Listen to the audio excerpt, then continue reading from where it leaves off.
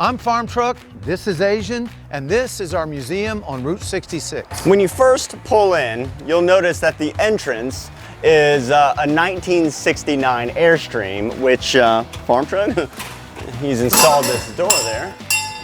We've given the opportunity so everyone can fill out their name and tell you where they're from, and a lot of people stick it on their shirt, but we want them to stick it on the wall and just kind of represent. That way everybody that visits can point out that, hey, there's proof. This is our stick. Hank, I didn't mean it that way. Hello, we have a greeter. Yes, it's Velvet. You know, she's a stray that showed up here about the time that we opened, and we think that she's about a year old, and she's the only one that applied for the job, so she got it. So, this is the first room that you're going to enter when you get in the museum. It's our mercantile space. We had an old firehouse. We brought a lot of that over, a lot of our props, but mostly the merchandise that we've sold throughout the years, some collectibles, some things that we've created, some proprietary items, die-cast t-shirts, keychains, hats, everything that kind of represents our brand for the past 15, 18 years is right here. We keep coming out with new stuff, but for the most part, you can buy a little bit of what we've had in the beginning, and we keep coming up with something new, and eventually we're gonna have a Route 66 wall. People will be able to buy Route 66 merchandise, take a piece home. We know a lot of travelers can't put a lot into their luggage, so we'll have small items for them as well. All right, when you walk into the museum, this is the first car that you see. It's a 1963 Cadillac Coupe de Ville. We call it dark roast. It's responsible for the world's longest burnout, approximately in the area of about 1,800 feet. My favorite car, just so you know. If Christine ever came back to life and had an arch enemy, that'd be it. Oh, look, the greeter's folding t-shirts. No, she can't eat that. She didn't pay for that. Where'd she get that? This here is an Oklahoma icon. It is the old monorail from the State Fair of Oklahoma, which came out in 1964. We thought it would be cool to make a race car out of it. I always say that these things find us, we don't find it. And somehow this thing found us, and we made a race car out of it. It's a Trailblazer SS platform. It's got an LS motor with a 4L80E transmission. This is our SR71 Blackbird of the fleet because it's probably the fastest mile an hour. It's a 200 mile an hour plus car. Yeah, it's the scariest thing we've ever built and owned, in my opinion. It's all-wheel drive. It's nasty. It's everything on it is aftermarket from the chassis up. It's a one-off build, one of one. There's nothing like it, and I've yet to see another monorail attached to a vehicle. So I'd like to see someone do that again. Its official name is the Gonorail. Don't worry, you won't catch it. Yeah, what is it? All right, this is a golf cart called Teed Off. Looks like a regular golf cart, but when you look under the seat, you find a Kawasaki 700 with nitrous. It's 100 mile an hour plus. It's not something that you would expect. We keep the nitrous bottle right back here inside the golf bag, and it's a lot of fun. If you've ever heard of the movies Fast and the Furious, Paul Walker, this was his beach wagon.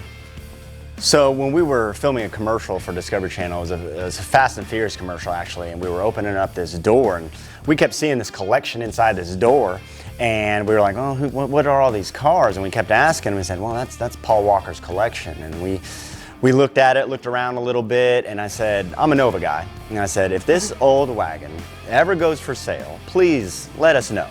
Send me a text. And sure enough, 2 years later, the auction went up at Barrett-Jackson. This car went for sale. The bidding started. I kind of asked Farmtruck, how high can we go? And he says, you know, bid to buy. Called my buddy, who's a Nova guy. He said, bid to buy.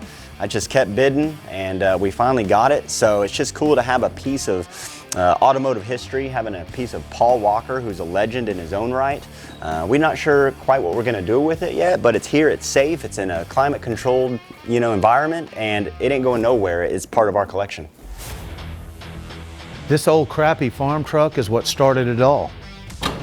This is the business end. It's a Mark Brown advanced engine machine engine. It's a 632, 2 kits of nitrous, laying down plenty of power.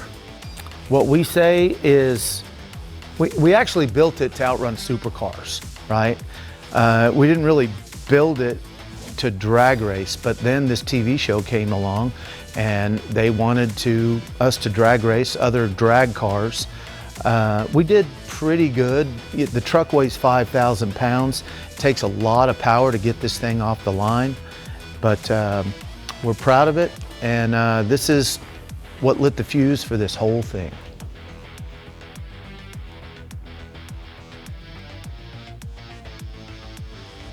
The farm truck has spawned many other builds like the farm boat.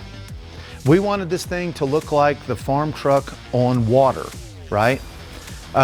We wanted the wheels to roll. Whenever it's going in the water, come back here and look at the business end. It's another blueprint motor. It's a 632. It also has 2 nitrous kits. We're nitrous kind of guys. This thing is capable of 80, 90, who knows, maybe even 100. This is the second scariest thing that we own. I won't ride in this one. I did ride in it. I just won't now. For all you VW fans, we also have the famous dung beetle, the one that rides wheelies down the street. This is a 1966 Volkswagen Beetle. We knew on the show that I had to have a car. Farm Truck said, hey, we got to get you a car. I was just his sidekick for the first couple seasons. Said, we got you, get you a car, man. And so we knew it had to be an import, but we didn't want it to be an obvious import. And a lot of people forget that this thing was designed and built in Germany, but a lot of America has accepted and adopted it as their own, as the, you know, West Coast cruise wagon. And it's really, so it's an import, and it's got a 4-cylinder in it. We have, we talked to Misfire Motorsports in Edmond, Oklahoma, who built a Subaru for it. And so it's still a flat 4, but we needed something more efficient than the air-cooled motor had to offer. So Misfire Motorsports built us a awesome 4-cylinder. It's capable of 900 horsepower. We turn it down to 350 for the street, but she'll hang the wheels, and you better hang on and shift gears, because this little short wheelbase car will, it'll wake you up. So anyone that's ever, you know, stayed the night in the pokey, you know, or, you know, done something they shouldn't have and required a bail bondsman will know what this is. This is our 1960 prison bus that we affectionately call the Green Lizard, but we didn't name it, the prisoners did. So one of the funnest or funniest projects that we've ever done, we're not big pranksters, but we like building parody prank vehicles, and this was kind of a childhood dream of Farm Trucks, to build a trailer that appeared as though it was running away from traffic and de-hitched from the vehicle it was towing on the highway, and drove itself. Well, this one doesn't drive itself. It does require a driver, but through lots of intensive fabrication and creativity, Farm Truck was able to design a runaway camper using a 70s van placed on the inside, so that it appears as though it's running away from the vehicle that towed it. It's got a lot of monitors on the inside so you can see around you, a lot of blind spots to say the least. This van in itself is a blueprint motor setup with a Rosler 400. It makes 500 horsepower, it'll do the quarter mile in about 12.9, and it'll run away from you if you don't keep track of it.